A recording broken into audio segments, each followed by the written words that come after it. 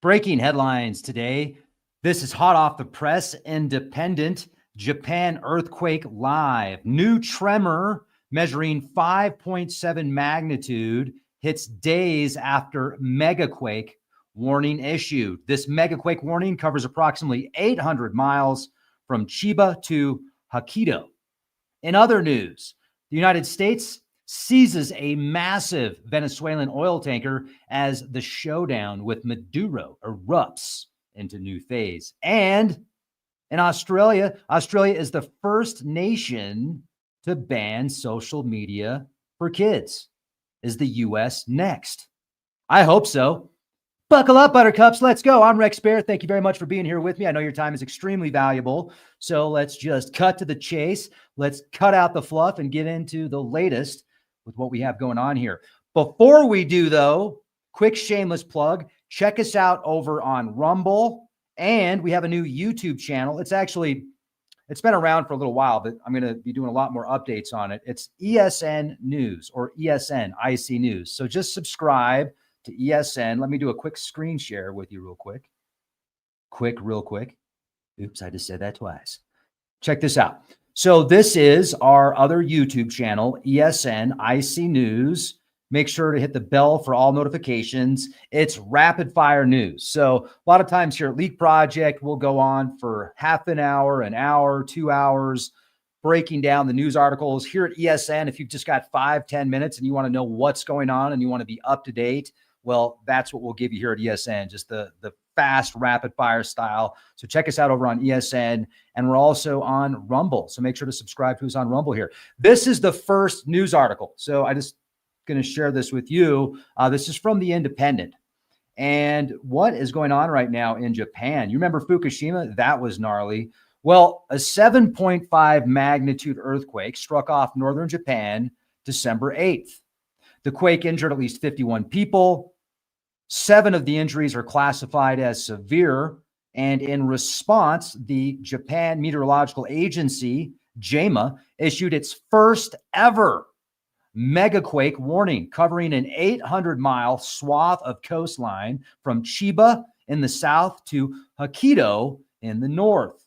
A megaquake refers to a quake of a magnitude of 8 or higher. Authorities warn such a quake could trigger massive tsunamis and widespread destruction, especially if it strikes shallow undersea fault zones. Remember Fukushima. Fukushima was a nightmare. I think that with as bad as Fukushima was, the Japanese government did a pretty good job in attempts to clean up as much as they could. It could have been a lot worse. There was a lot of controversy a couple years ago about Japan releasing a bunch of the radioactive waste water back into the ocean.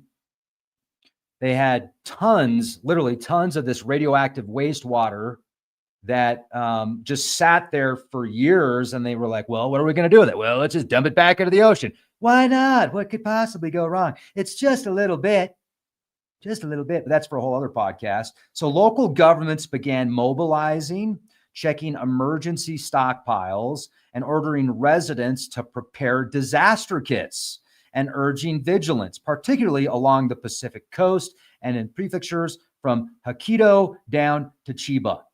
Although a tsunami advisory was initially issued, it was later lifted, luckily. Still, authorities cautioned that strong aftershocks or a large quake could occur in the coming days. Yeah, like a 5.7 that just happened. This is a rare and serious national level alert. The combination of a strong foreshock and heightened seismic risk zones have triggered an unprecedented megaquake warning in modern Japanese history.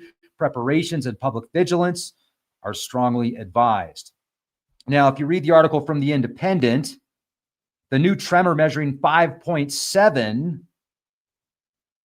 on the Richter scale has been recorded off the coast of Japan's main island, and this is 2 days after the 7.5.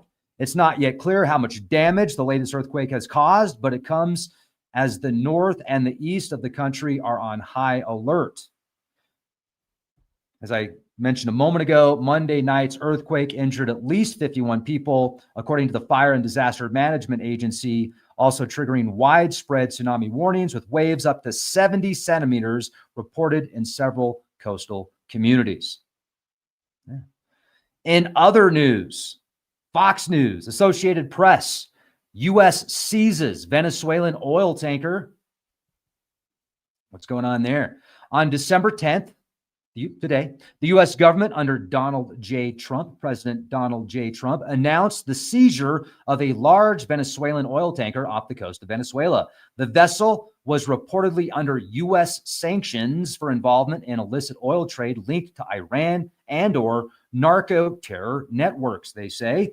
The interception was carried out by the U.S. Coast Guard with backing from the Navy. Helicopter-borne troops boarded the tanker in a dramatic operation representing the first major tanker seizure by the U.S. in the region after a recent military buildup. Yeah, it's a pretty solid buildup out there. They've got over 12,000 troops, the aircraft carrier Ford, and a plethora of F-35s and F-18s and F-16s, which, by the way, just a couple of days ago, the news reported there were F-16s and potentially F-18s flying into Venezuelan airspace.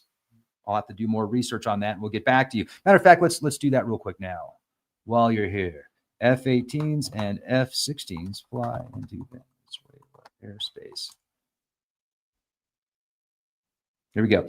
Recent reports confirmed that the U.S. Navy FA-18 Super Hornets flew into the Gulf of Venezuela near Venezuelan airspace, they say, in what is described as an escalated show of force against the Maduro government, with flights lasting about 40 minutes and sparking tensions as Venezuelan F-16s are also active in the region. These flights originating from the USS Gerald R. Ford carrier are seen as demonstrations of U.S. operational reach and pressure occurring amidst heightened military activities in the Caribbean. Though U.S. officials say they stayed in international waters, while some reports suggested they ventured into Venezuelan airspace. Man, I would be stressed out if I was out there right now, especially if I was a fisherman. So, the interception was carried out. Now let's get back to this oil tanker. The interception was carried out by the U.S. Coast Guard, backing from the Navy. The U.S. justifies the operation as part of its crackdown on narcotics trafficking and illicit crude oil trade tied to entities tied to terrorism. Critics argue it could escalate tensions and may have broader geopolitical consequences. Well, I think that's kind of the point, isn't it? The move has already caused a spike in global oil price uncertainty, and many analysts warn it could trigger a broader confrontation in the Caribbean and Latin America. Speaking of oil, gas prices in Colorado are like, in some places out by Denver, less than $2 a gallon.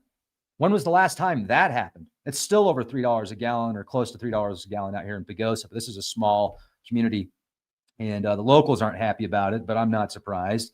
So this is more than a law enforcement strike. It's a high-stakes geopolitical move. The seizure signals a sharp escalation in U.S.-Venezuela tensions, with possible ripple effects across global oil markets and regional security. In other news, you can read about this: USA Today, ABC, NBC, Fox. It's pretty much everywhere now. Australia has passed a sweeping nationwide law banning anyone under the age of 16 from using social media platforms. The ban covers all major platforms used by teens, a bold and unprecedented move globally. The government frames it as a protective measure to shield children from online harms, data exploitation, and psychological risks tied to social media use. However, critics warn that enforcing such a ban will require heavy surveillance, strict age verification systems, and may set a precedent for broader digital censorship. This might mark a major shift in how digital access is regulated for minors worldwide. If enforcement is strict, it could influence similar policy debates in other countries about youth access to social media and internet regulation. I don't think it's a bad idea.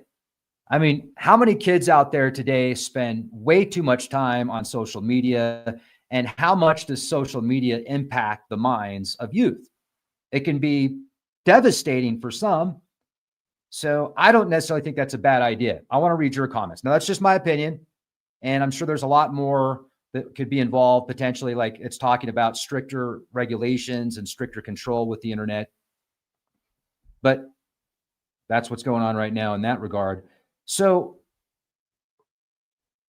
let's look into this a little bit deeper. I'm going to read some of this article from USA Today. Australia Prime Minister Anthony Albanese wrote about the move in an opinion essay posted December 7th, saying the ban will be one of the biggest social and cultural changes our nation has faced. He's confident it will be a positive change, protecting Australian children from the dangers of engaging with strangers online and the mental health impacts of cyberbullying. It's up to social media companies, including TikTok, Facebook, Instagram, Reddit, Snapchat, YouTube, and others, to ensure children under 16 aren't using their platforms, and companies who fail to block kids from their sites will face substantial fines. There are no penalties for kids who gain access to these platforms or their parents or caregivers. Interesting. And are you in Minnesota, eh? Check this out. This is an article that's at B105. Minnesota town residents shook by strange mystery boom. Residents in International Falls were startled by a large boom, followed by tremors Tuesday morning. About 9 a.m., a loud explosion was heard, windows rattled, and the ground shook in the northern Minnesota town. Conspiracy theories buzz about the boom. Social media buzzed for the next few hours as people tried to understand the source of the event. Conspiracy theories flooded the web, everything from government testing, military exercises, earthquakes. Some people thought it could be a meteor or fireball sonic boom in the sky because we've seen more fireballs than usual in recent months. That's absolutely true. So these noises were also reported in the International Falls the previous night. Some people questioned the rumbling they heard in the sky that could be tied to the 148th Air National Guard nighttime training exercises out of Duluth. Nighttime flight training took place this week by the 148th across northern Minnesota, Wisconsin, and the Up. Emergency management officials with the Koochiching County Sheriff's Office investigated the incident, tying the blast to a construction company in Fort Frances, Ontario. The company was blasting rock in their quarry, which was likely the cause of the noise and tremors in northern Koochiching County, Minnesota. Fort Frances is directly across the border from International Falls on the other side of the Rainy River. So they asked the company to make sure that they provided updates on future blasts so as not to freak out the local population, the local communities out there. And if you want to read the direct post from Koochiching County Sheriff's Office, at approximately 900 hours this morning, a construction company just north of Fort Frances, Ontario, conducted blasts in their quarry, which resulted in what we believe the boom and tremors that were felt in the northern part of the Koochiching County. Emergency management officials have been in contact with the company and will now receive updates from them and will notify our county residents prior to future blasts. Blast off, ladies and gentlemen. Wow, we got a lot of news. I mean, this is wild. So the thing about Japan is such an incredible nation, amazing culture and history, and their technology is incredible. Very, very smart culture. And the thing is, like I think there's 33 nuclear plants in Japan. And since Fukushima, many of those were shut down. 14, I believe, are operational now. Many of these next to the coast. So what happens if there is a megaquake and an 8.0 or higher earthquake in a region with one of these nuclear power plants? Like, let's hope there's not another Fukushima 2.0. But with all of this money being spent on energy for these data centers and artificial intelligence and supercomputers, now the U.S. is working on micro reactors that they want to bury a mile underground that they say will be an extra level of security and safety. You know, it's interesting because I just watched a few days ago an interesting report on artificial intelligence and what happens if artificial intelligence reaches super intelligence, and how long it would take to wipe out humanity if that was the case, and the ASI, artificial superintelligence, felt threatened by humanity. And it in this video, it played out different scenarios that would take place if an ASI became sentient, became self-aware, and it wanted to protect itself. It would start downloading itself into various networks and data centers. And like, how much money right now is being put into these data centers, and the implications of these data centers, the amount of energy and water that they need to stay cool and powered, is quite frightening. I mean, I almost feel like it's happening now, that there's an artificial intelligence that has become sentient and it fears being turned off. And somehow it's created this ability to influence humanity through monetary gains in building these data centers and these supercomputers and these technologies. It's like, have you studied Ahriman? Have you heard of Ahriman? You should do a little bit of research into Ahriman. Ahriman is what is referred to as like an entity or a being that is completely materialistic, not necessarily evil, but very materialistic. And Rudolf Steiner had talked substantially about Ahriman, and you can follow Ahriman all the way back to like the Middle East a few thousand years ago. And a good visual of Ahriman would be the Emperor Ming in Flash Gordon. If you've seen Flash Gordon, or if you know what I'm talking about, one of the greatest films of all time, Flash Gordon. Epic soundtrack, epic movie. Flash Gordon saves the universe. But anyway, Flash Gordon's a stud. In this movie, Ming is very similar to what the ancients, even like the visual appearance is very similar to Ahriman. And with another thing that I was going to mention is, like, we look at Bitcoin and these cryptocurrencies, and I'm a fan. I'm a fan of cryptocurrencies to an extent. I can see why cryptocurrencies could be a positive, and I can also see the negative. But the amount of money and time and resources being spent to create codes which are supposed to be unbreakable, and these codes are basically what makes the cryptocurrency. Well, don't you think that there could be a much more efficient way to have a currency system that is equally as stable and equally as secured, but doesn't require the amount of energy and resources to produce these codes that are called keys, that you then, like, if you have the key to your cryptocurrency, then that's your password. But the amount of time and money and effort that is used to create these passwords is astronomical. I think that we're following, and I think to myself, why is that? Like, is there something else behind the scenes going on? Is there something else being created besides just keys for cryptocurrency? Like, what else is taking place as this is being developed? And I just wonder if something is trying to replace humanity.